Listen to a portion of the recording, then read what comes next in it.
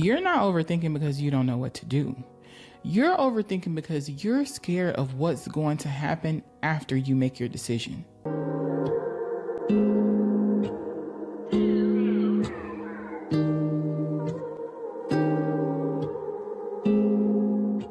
What's up, ladies, and welcome back to another episode of Her Clarity Space. I'm your girl, Jess, and I am here for one thing and one thing only, and that is to facilitate a safe space for you to be real with yourself and make real progress in your life.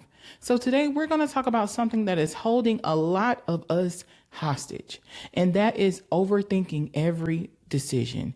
Every decision. I suffer from this as well. Literally, I deal with it on a daily basis. I overthink everything. I feel like before I make a decision, before I feel confident enough to stand behind my decision, I must look at every possible outcome. I must think about what's going to be the next step. I must figure out, how is this going to affect me? Is this more likely to be a good decision for me, a bad decision for me? But what I don't take a moment to realize is that if I'm feeling like this is a decision that needs to be made, my brain has already processed those things. And there's no way for me to know what's going to happen next. The only way you're going to know what's going to happen next is by making the decision. So a lot of you may feel like, okay, I'm overthinking these things because I'm confused. And usually you're not confused. You know exactly what's going on. You know exactly what needs to be done, and you know exactly what you want to do. You are just afraid. Fear is what's holding you back. Fear is the reason why you don't feel confident enough to make your decision. Fear is the reason why you overthink every single thing that you do. And what are you afraid of? I can tell you what you're afraid of. You overthink every decision because you are afraid of failing. You are afraid of the success. You are afraid that you will get hurt again. And you're afraid that you're going to be seen. So let's talk about the fear of failure. Sometimes we've tried things over and over again, and it may not necessarily be this task, but maybe you've tried things in your past and they just didn't quite work out the way you wanted them to. So now you feel like no matter what I do, I'm probably going to fail at it. I'm probably not good enough. Maybe I haven't prepared myself enough. Am I really smart enough?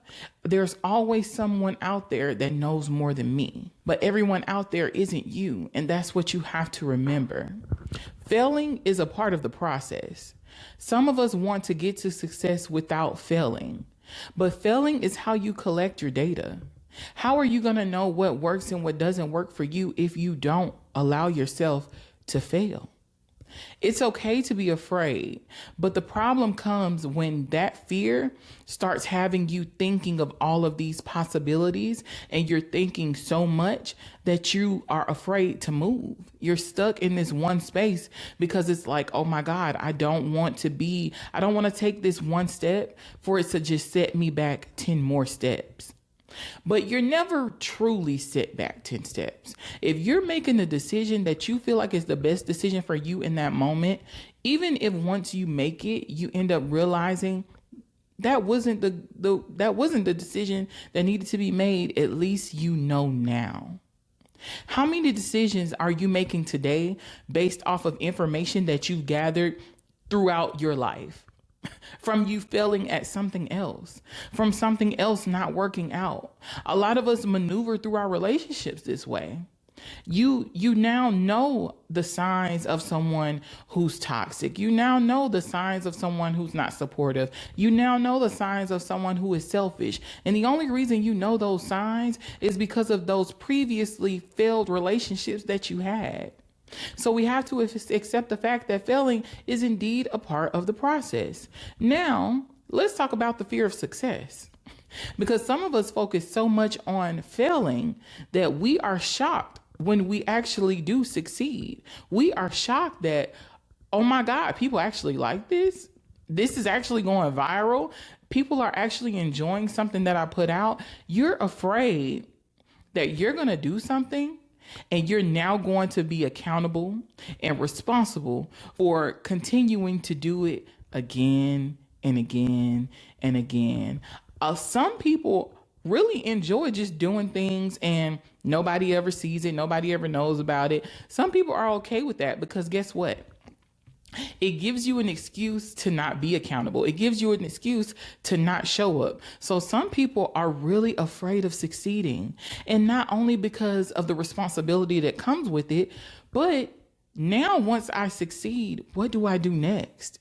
Now I have to figure out what's to come after that. What comes after the success? And we can spend so much energy and so much time trying to figure out what's going to come after the success. But most of the time, you won't know what needs to be done next until you reach that level of success. So first, you have to make the decision. You have to be confident in your decision. You have to stand behind your decision, and you have to be willing to see it through. And once you get to the next level, then you'll have your answer of what needs to be done next. We can't figure out everything that has to happen along the path while sitting at the start. You can't know. Just think about this when you're playing Monopoly, right? How do you know if you need to build? How do you know if you need money to build? How do you know if you need money to get out of jail? How do you know if you need money to pay somebody else's rent? You don't know what you need that money for until you make the move. You have to roll the dice and you have to make the moves. And you may just end up landing on that treasure chest where you don't have to pay out anything. You actually get paid. Just make the decision and don't focus too much on what's going to come next. Trust the process and trust that you'll get everything that you need after you've made your decision. Now, the next thing, the fear of being hurt again. I can relate more so to this when it comes to relationships. There are a lot of women out here, especially in like your 30s and 40s. We've experienced so much pain when it comes to relationships. Even when it comes to friendships, there are a lot of women who have been burnt in friendships, and it's really sad to see. And because of that, we get discouraged. We don't want to connect. We don't want to invite anybody else into our space. We don't want to trust again. It's better that we just keep ourselves close to the chest, maybe go out and socialize a little bit, maybe go on a couple of dates here and there, but nothing too serious, because the moment that I let you in, the moment that I let you close to me, you now have the opportunity to hurt me. So I will keep everyone at arm's length because I do not want to be hurt again. But I want to tell you, we do more damage to ourselves than other people do to us. Sometimes, majority of the times, we are our biggest enemy. We are our biggest obstacle. We hold ourselves back. We hurt ourselves. How many times have you known that you shouldn't be in the drive-thru, but here you are? How many times have you known that you probably need to get up so that you don't find yourself procrastinating and trying to cram all this work in at the last minute because you know that deadline is right around the corner? How many times have you missed out on an opportunity because you're lazy? How many times have you just neglected taking care of yourself and it didn't have anything to do with anybody else? How many times have you failed yourself? So I say that not to shame you. I say that not to make you feel bad, but I say that because when you build a village around you that's strong enough and that really supports you, you can help avoid the self-sabotage. Because when people are around you and they know you, they understand you, they care for you, they love you, they won't let you go down so far. They will reach down to help pull you back up. They will check you. You need people around you that are going to be real with you. So while I know that we're afraid of letting people in because they can do so much damage, I want you to understand that you can do more damage to yourself than anybody could ever do to you, because you hold the keys. There are a lot of people out here that don't have any friends. They're single. They don't have any kids. They don't have any responsibility, and they are still miserable. They still struggle. They're still depressed because your biggest enemy is in here. And being social with people is very important for your mental health. So what you should be doing instead is taking all of the information from all of your past relationships and learning how to cut people off quicker. As soon as you see the red flags, you don't need to know why they're doing this. Why are they this way? There's that overthinking again. We always want to try and figure people out. Your job is not to figure a person out. Your job is to figure out if a person is for you. Is this person a good fit for your life and your lifestyle?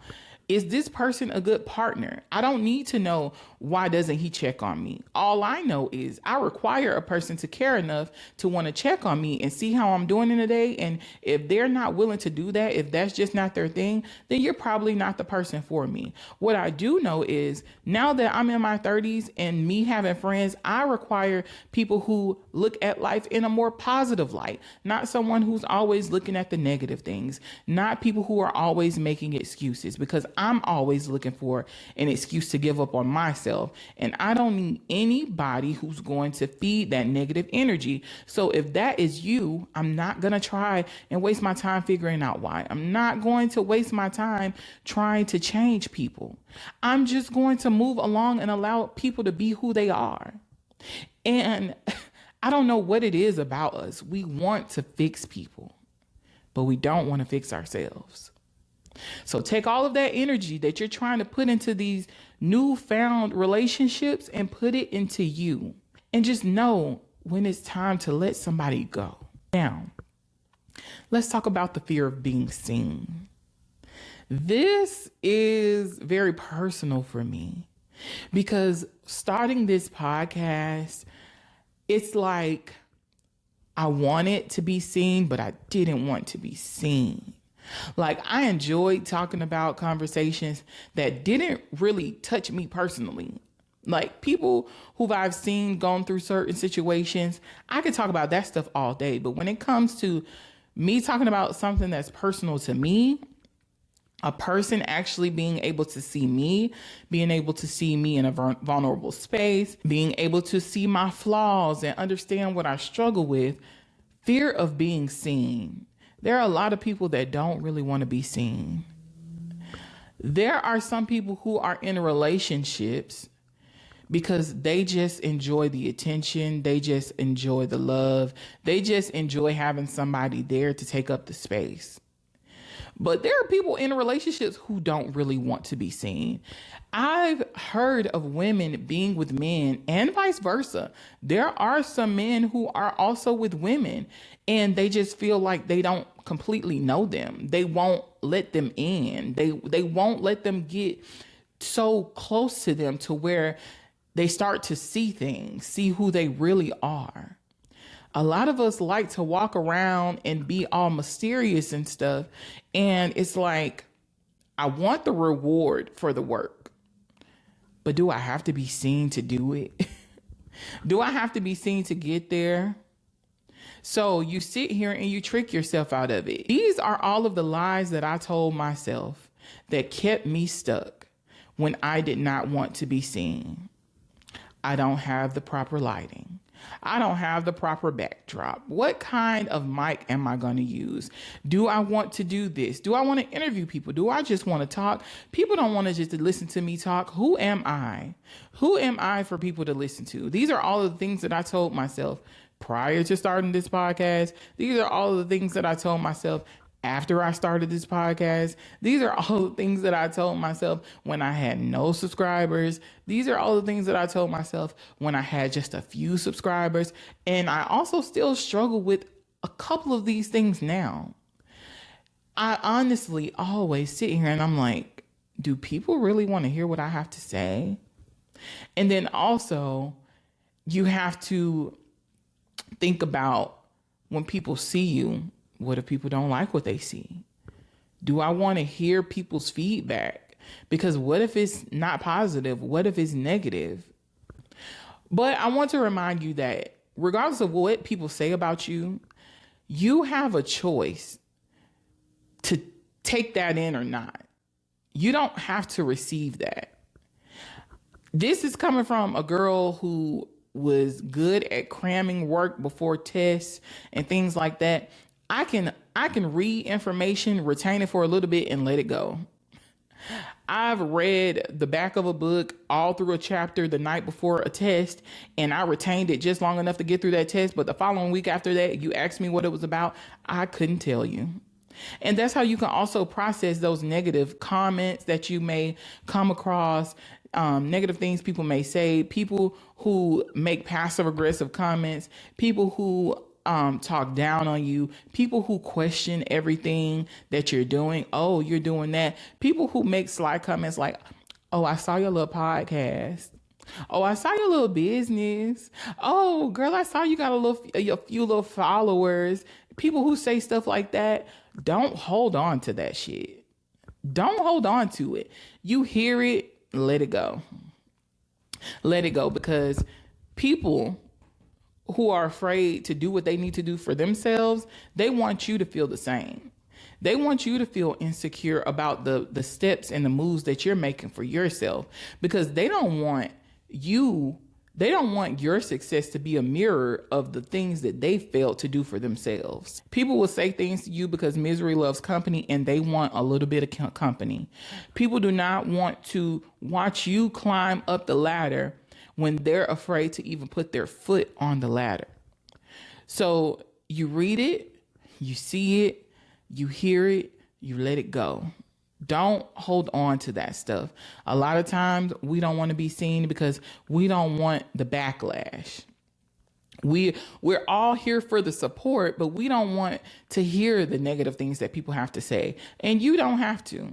And I just want to remind you, while overthinking may seem like it has been protecting you, it is the thing that has actually been keeping you stuck all of this time. You do not need certainty when you are making decisions. You just need a little bit of courage. And then you just need to trust that you're going to be able to handle whatever comes next. Because clarity doesn't come before the decision is made. It comes after.